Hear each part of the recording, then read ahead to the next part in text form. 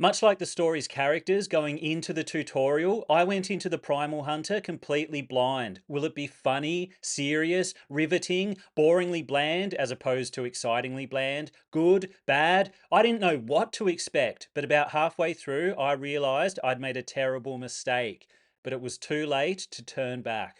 No fluff writing advice. Cut the fluff! Before I dive into the bad bits of the Primal Hunter, nothing's perfect. Let's discuss the good, the powerfully positive, and there's plenty of it.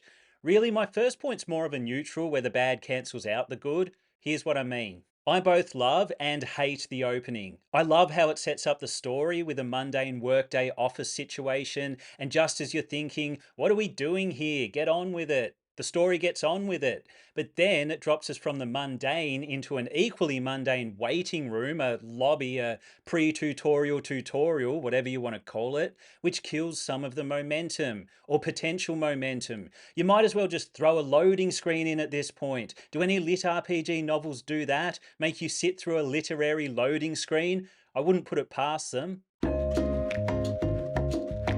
After a brief stall, momentum does pick up and the story charges forward with skill enhanced speed. The author Zogarth, am I saying that right? Does an excellent job of creating real tension and conflict. Fight scenes are well written and genuinely tense. Characters are frequently put in impossible situations, and it's made very clear early on the consequences of failure are real. We're not here to fuck spiders, as the Aussie saying goes. In The Primal Hunter, the protagonist Jake's natural competence and intelligence is somewhat explained and justified. It makes sense. I don't want to compare too much to other books, but this is a problem I had with Jason in book one of He Who Fights with Monsters, or He Who Fucks with Spiders. He's somehow the smartest person in the world, okay, fine, but we don't know enough about him personally to understand why he's such an intellectual force of nature. Jake, on the other hand, is positioned as a competent problem solver from the start. It lines up with his former profession and his personality. It doesn't feel like the author's stretching too much when Jake succeeds at difficult tasks. He's not being stretch Armstronged into success like some protagonists are.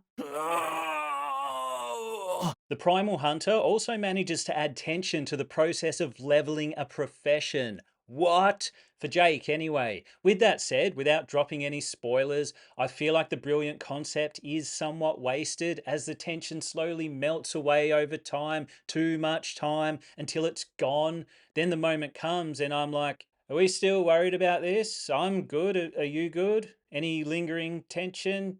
No, didn't think so. What are we still doing here? It's another neutral point where the bad cancels out the good. I mean, come on, how many days? Great concept, imperfect execution. All right, let's not drag this point out. For me, one of the most genius parts of the story is William. Before William, Jake comes across as kind of an unlikable psychopath. Add William to the mix and suddenly Jake seems cool. That's why contrast matters. I can see so much potential in the connection between these two characters, with them both developing in different directions to the point where they could meet in the middle. That potential alone is almost enough to persuade me to continue with the series. The Primal Hunter is my first non-humorous lit RPG novel, and it works. I'm not saying there's never a humorous line, but humor isn't a driving force. The plot and the characters provide enough entertainment value to keep me turning pages, or not pressing stop on the audiobook. Good time to mention the jaw-dropping narration. Travis Baldree is up there with the best I've heard so far. I'm not sold on some of the female voices, but I feel that way about most male narrators. Are there any series out there with dual narrators, one for the male voices and another for the female? That's the move right there. Overall, for the series to keep me hooked, I am going to need more compelling character motivations than just get stronger and survive. I know it's a trope of the genre. Look, in The Primal Hunter, there is already genuine character development, even among the more minor characters, so I'm not too concerned. Alright, this review's been a bit too positive. Let's discuss the bad bits.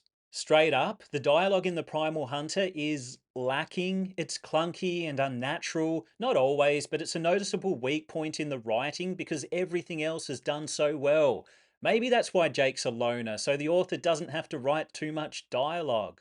Also, in the beginning, we're slapped across the face with the fact that Jake is socially awkward. Oh, is he socially awkward?